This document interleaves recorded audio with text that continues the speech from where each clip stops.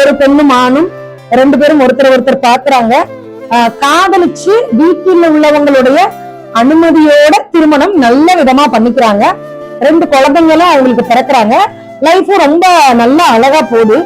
Work பண்றாங்க. அப்ப அவங்க கூட ஒர்க் பண்ற ஒருத்தங்க, அந்த சகோதரிக்கு நல்ல முன்னேற்றம், அவங்க லைஃப்ல ரொம்ப நல்லா முன்னேறி போறாங்க.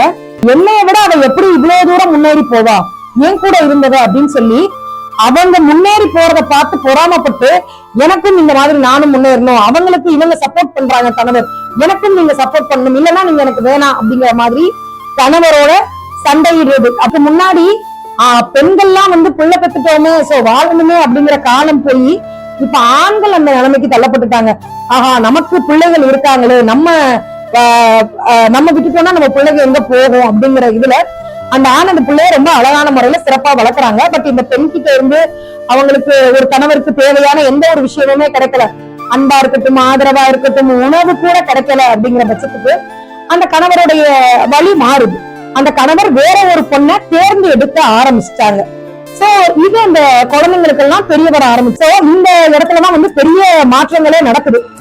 மனைவி அதுக்காக சண்டையிடுறதும், நிறைய விஷயங்கள் உள்ளுக்குள்ள குடும்பத்துக்குள்ள போக ஒத்து வராம சண்டை போட்டுக்கிட்டே இருக்கும். இந்த கணவர் தன்னுடைய தேவைக்காக இன்னொருத்தங்க கிட்ட போக ஆரம்பிச்சாங்க. குழந்தைகள் கெட்ட வார்த்தைகள் பேசாது, ஆனால் கேட்ட வார்த்தைகளை தான் பேசும்.